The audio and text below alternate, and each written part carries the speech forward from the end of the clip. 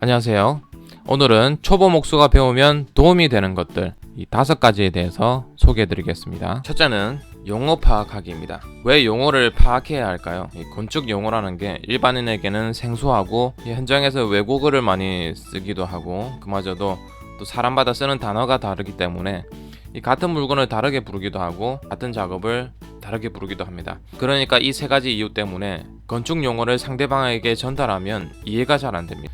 가네, 가베 뭐 이런 단어들 많은 분들이 이런 용어를 사용합니다. 그래서 이런 용어들을 알아두면 좋습니다.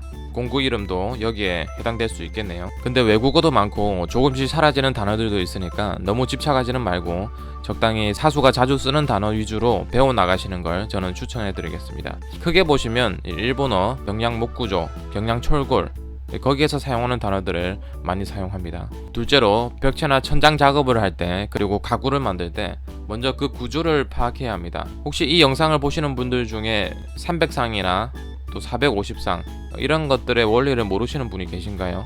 석고나 합판을 붙일 때 석고 뒤를 받쳐주는 목재 상이 필요하죠. 그 상의 간격을 이야기하는 것이 그리고 300이나 450과 같은 치수는 석고보드를 등분한 치수입니다. 여기까지는 아마 대부분 아실 거예요. 근데 석고를 시공할 때는 2차원의 개념만 이해해도 되는데 이 구조를 파악하려면 3차원으로 이해를 해야 합니다. 사람마다 이게 조금 어려울 수 있습니다.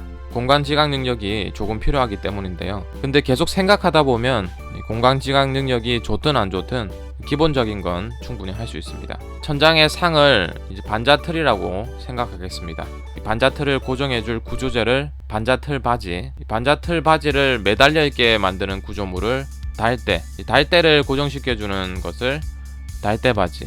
기본적으로 이러면 천장 구조는 끝입니다. 가장 심플하게 이 구조를 만들 수 있다면 모두 28mm 나무 각재로 만들 수 있겠죠. 그런데 여기에다가 이제 합판을 사용하기도 하고 뭐 그런 응용은 자연스럽게 배우게 되기도 하고 이 영상의 핵심이 아니니까 넘어가도록 하겠습니다. 그리고 벽체 구조는 천장 구조를 그대로 가져와서 벽에 시공하는 것입니다. 근데 표현은 바꾸겠습니다. 제가 사용하는 표현으로 해보겠습니다. 반자 틀은 스터드, 그리고 스터드 뒤에 있는 것은 스터드 바지, 스터드 바지를 고정시켜주는 구조재, 이것은 저는 이제 보강목이라고 부르겠습니다. 그리고 그 보강목을 고정할 수 있게 받쳐주는 보강목 바지, 이렇게 부르면 정리가 되겠네요. 물론 이런 표현들은 소통을 위해 정해둔 것입니다. 더 좋은 표현이 있다면 댓글로 남겨주시면 감사드리겠습니다.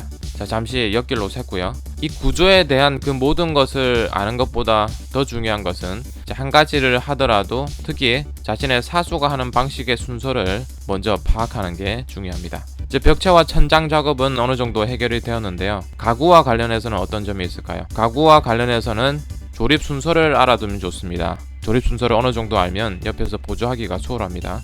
그리고 보조 역할을 하면서 재단할 때 도와주게 될 텐데 재단하는 순서도 눈여겨보시면 좋겠습니다. 이건 역시 그때그때 다를 수 있는데 패턴이나 원리는 비슷합니다. 한 가지 기준이 되는 건 재단할 때 가장 많이 중복되는 치수를 먼저 자르는 게 일반적입니다. 중복되는 치수를 다 재단하고 각각의 판재마다 또 개별적으로 추가 재단을 해주게 됩니다. 셋째로 허용 오차 활용하기입니다. 허용 오차라는 건 말 그대로 자재를 절단하고 시공할 때 허용되는 오차입니다. 석고보드를 시공하는데 위아래 몰딩이 시공된다고 가정해 보겠습니다. 그러면 위아래 몰딩만큼 여유가 있기 때문에 석고보드는 조금 짧아도 됩니다. 물론 너무 짧아서 각재상을 벗어나게 되면 벽체가 취약해지니 그 허용 오차를 다 쓰겠다는 생각보다는 일하기 편할 정도로 사용하시고 최대한 깔끔하고 끝까지 시공하는 게 좋습니다. 왜냐하면 공사 중간 과정들을 반장님도 보시고 소비자도 봅니다. 초보자가 너무 많은 틈을 주고 일하게 되면 반장 입장에서는 약간 불안할 수도 있고요. 이 소비자도 마감이 덜 상태에서 보게 되면 이건 뭔가 잘못된 게 아닌가 생각할 수도 있고 이 보이지 않는 부분도 깔끔하게 시공하길 바라는 게 소비자의 마음입니다. 그 외에도 같은 면에 석고가 추가로 한 번 더 붙거나 인접한 벽면에 추가로 석고를 시공하는 경우, 석고보드 위에 타일이나 다른 마감재를 한 번 더 붙이는 경우, 이러한 경우들도 허용 오차가 생기게 되죠.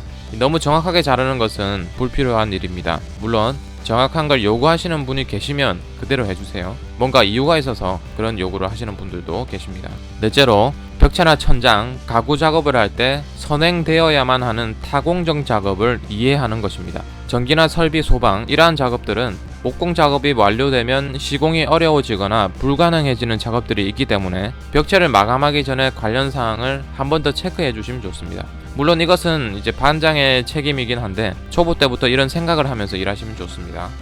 하지만 무턱대고 작업이 안 되어 있다고 결론 내리지는 말고 물어보시기 바랍니다.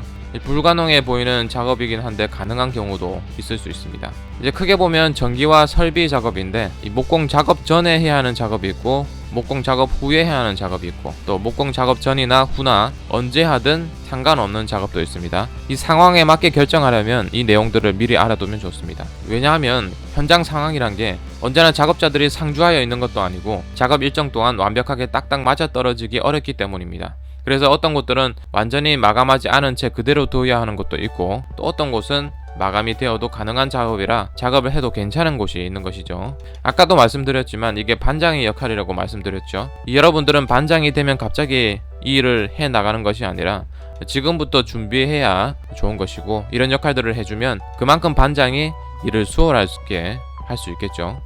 다섯째는 마감재의 특성과 시공 방식을 알아두는 것입니다. 이 도배 마감, 페인트 마감, 필름, 타일 마감 등등 마감재는 다양하죠. 이 마감재가 잘 붙을 수 있는 재질이 무엇인지, 어떤 재료 분리대를 사용해야 하는지, 재료 분리대를 없앨 수 있는지 그런 것들을 배워 나가야 합니다. 나중에 가서는 마감만 알려주면 디자인에 맞게 재료 분리대 형식이나 자재를 응용해서 붙일 수 있겠죠. 지금은 인테리어에 많은 변화가 생기고 있는 시점입니다. 집에 몰딩이 사라지고 문틀이 사라지고 주거 공간에 도배 마감보다는 페인트 마감을 선호하는 사람들이 점점 많아지고 있습니다. 새로운 부속, 하드웨어, 공법, 자재 이 모든 걸 다 써보고 경험을 쌓기엔 많은 시간이 필요합니다.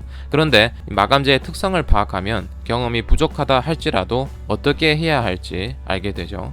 여기까지 초보 목수가 배우면 좋은 점들 5가지를 소개해드렸습니다.